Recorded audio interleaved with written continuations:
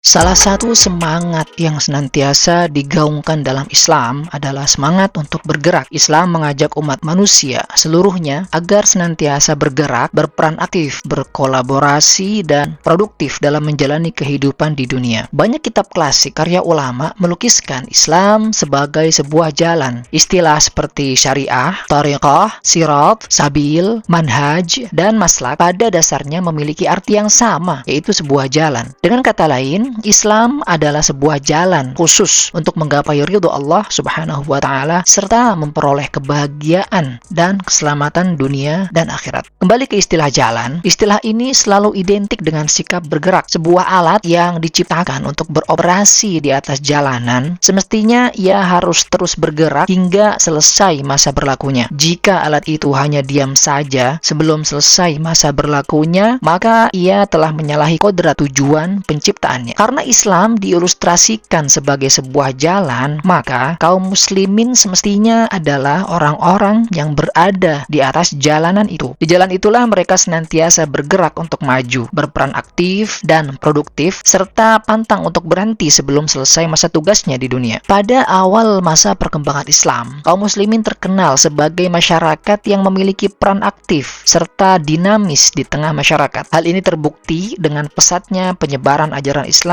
ke seluruh jazirah Arab. Para sahabat Nabi dan tokoh-tokoh terdahulu telah bergerak ke segala penjuru dunia, baik dalam arti fisik seperti pengembaraan ke negeri-negeri asing dalam rangka penyebaran agama Islam, maupun dalam arti intelektual seperti penyelidikan dan pengembangan ilmu pengetahuan. Tokoh-tokoh besar seperti Umar bin Khattab yang telah menetapkan awal perhitungan kalender hijrah, Mu'adz bin Jabal, duta pertama Nabi ke negeri Yaman, Amr bin As, panglima penakluk Mesir, Muhammad bin Idris, pendiri mazhab Syafi'i, Muhammad al-Bukhari, Muhammad al-Ghazali, Al-Husain ibnu Sina, Muhammad ibn Rushd, Muhammad al-Khwarizmi adalah tokoh-tokoh besar dari mungkin ribuan tokoh Islam yang karya-karyanya masih dirasakan tidak hanya oleh umat Islam, tapi juga umat manusia hingga saat ini. Beliau-beliau adalah para cendekiawan dan pembaharu yang kehidupannya senantiasa aktif dan bermanfaat bagi lingkungan di mana mereka berada. Rasulullah Shallallahu Alaihi Wasallam nyatanya telah mencontohkan semangat gerak dalam pengalaman beliau berhijrah dari Makkah ke Madinah. Al-Quran sendiri bahkan menjanjikan kemudahan dan kelapangan hidup kepada jiwa-jiwa yang dinamis, tidak terpaku di satu tempat dan tidak pernah kehilangan semangat serta harapan kepada keadaan yang lebih baik. Kisah An-Nisa contohnya ayat 100 menyatakan, dan barang siapa berhijrah, berpindah, bergerak di jalan Allah Subhanahu wa Ta'ala untuk mencari kebaikan demi menggapai ridhonya, maka dia akan mendapatkan banyak perlindungan di bumi selain tempatnya sendiri dan juga keleluasaan. Jadi, orang yang muslim sangat tidak dibenarkan bersikap pasif, apalagi menyerah kepada keadaan yang justru membuatnya tidak produktif bagi diri sendiri, keluarga, dan masyarakat.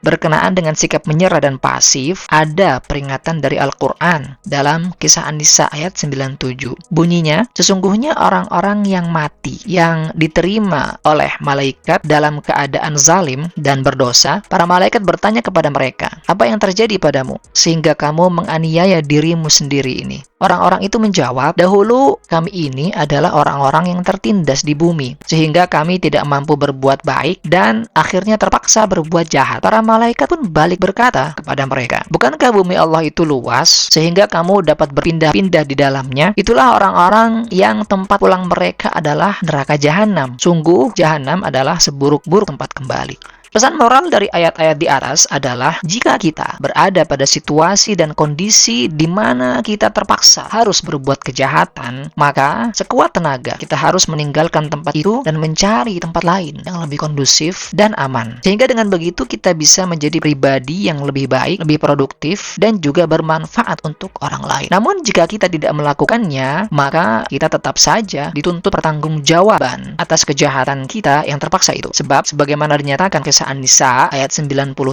bahwa bumi Allah itu luas, tidak sempit.